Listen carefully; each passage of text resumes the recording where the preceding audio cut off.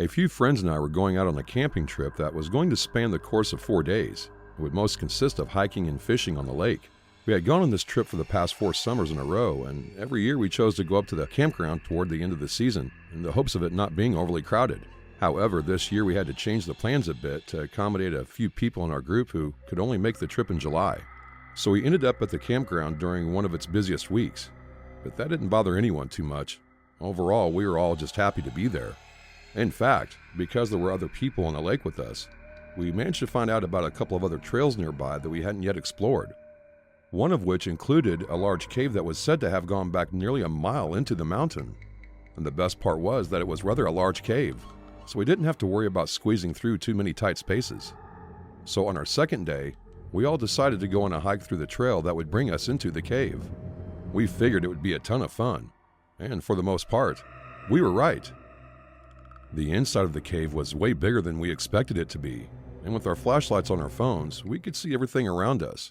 Perhaps the best part was how cool it was the deeper we could go into the cave compared to the stifling heat that came from standing in the sun.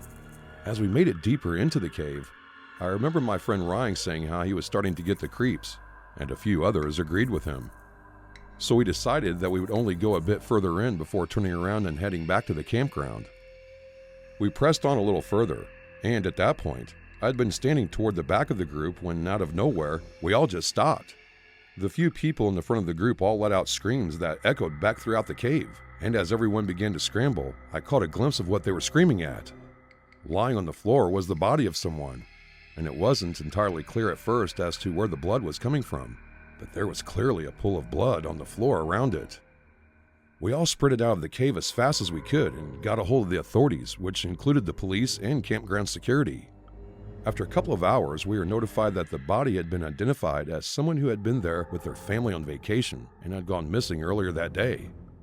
The body was found with multiple stab wounds and lacerations across the upper body. All of us felt pretty uncomfortable staying at the campgrounds and actually got 2 hotel rooms for the night.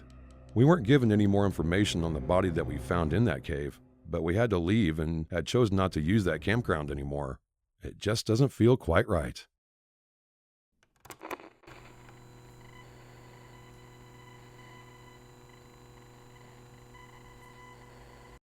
If you have ever visited the mountains of Utah, you might know that they are riddled with cave systems and caverns that make for great exploring and hiking trips. This was me and my cousin David's favorite thing to do when I would visit his house for the summer. It was a yearly thing that would happen every summer. I would get dropped off at my aunt and uncle's house toward the end of June, and I would spend a few weeks there with a bunch of my cousins.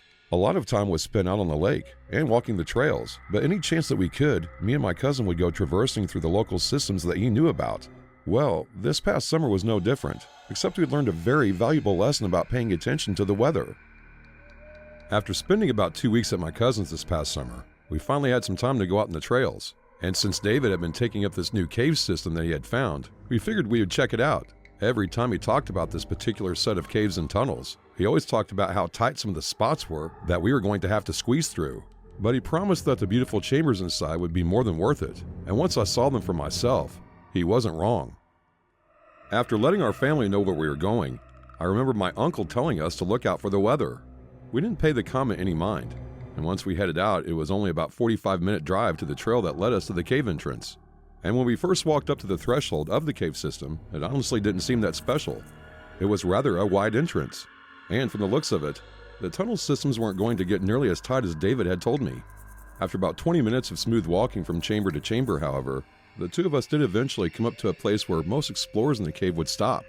In front of us was a wall where the only way through it would be to get into our stomachs and crawl through a space that was no more than a foot wide at the most. David and I looked at each other and both agreed that this was what we had come here for. After crawling and wiggling our way through the narrow space that dipped up and down as we moved forward, we eventually made it through to one of the large chambers that David had told me about. And I mean, when I say that he wasn't wrong, it's hard to describe why it was so beautiful.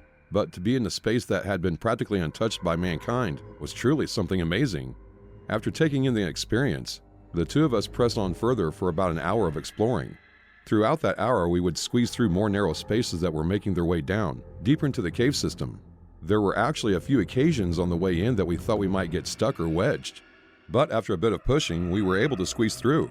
And after a while, we both came to the decision that we had seen enough, and it was probably time to head back. It wasn't until we began crawling back through that both of us realized that we might be in some serious trouble. You see, as I said, the tunnels that we had been crawling through were ultimately bringing us down deeper into the earth. And the reason my uncle had warned us about the weather was that there was a huge rainstorm that had been heading out way.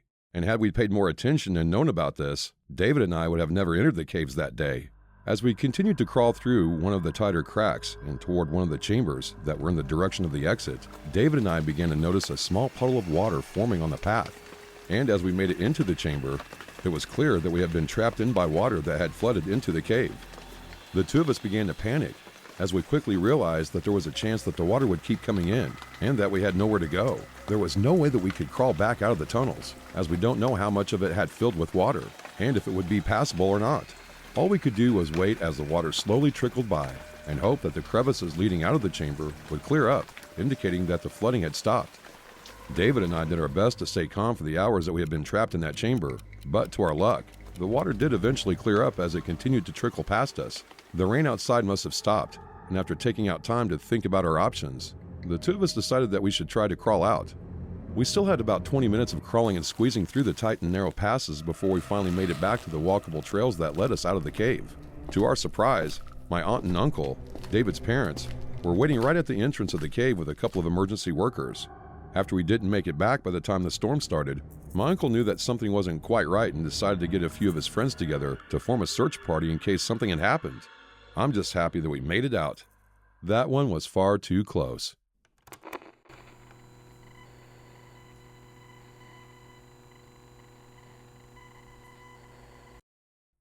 By now, a lot of people have heard about Hellhole.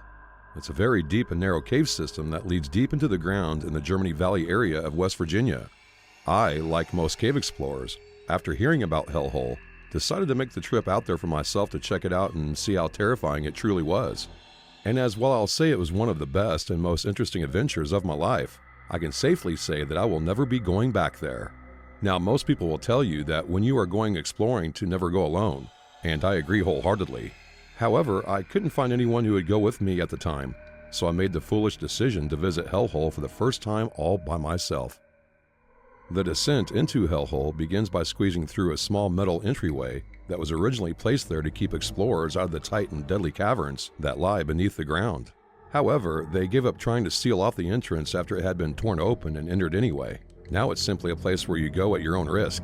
If anything happens to you while you're in Hellhole, no one can come and bring you out. It's far too narrow for that. And again, I was foolishly doing this exploration alone.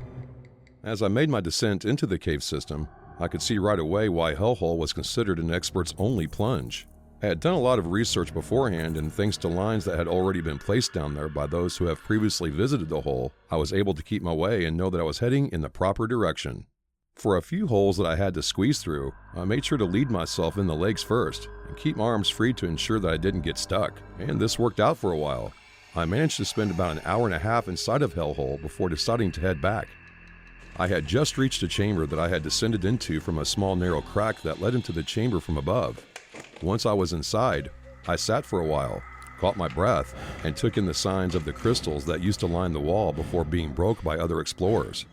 I looked around me and back up the hole that I had come down from and began assessing exactly how I would maneuver my way back up.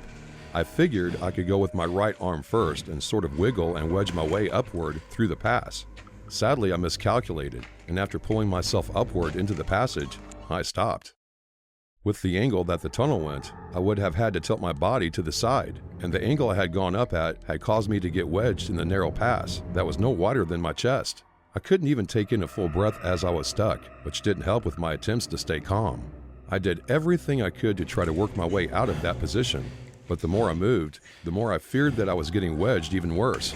Panic began to set in, and as I came to the realization that I might be stuck in that position, and even if someone had found me, there would be very little that they could do to help me out. If I couldn't force my way through or back into the chamber below, I was theoretically trapped for good. The more I began to panic, the more I began to wiggle, writhe, thrash my way around in hopes of breaking free. And then, everything went black. I don't know how much time passed before I woke up. But as I slowly opened my eyes, I can only make out two things. The first being that I had somehow managed to end up on the floor of the chamber that I had been trying to climb out of, meaning I must have somehow gotten loose and fallen. The other thing I could make out clearly was the throbbing sensation that was going on in my head. That's when I realized that I must have knocked my head when I was in a panic, and perhaps it was my body going limp from being knocked unconscious, but I somehow managed to slip free. Now, I knew that if I were to attempt to escape from Hellhole again, I would have to be extremely cautious with every move I made not to get stuck again.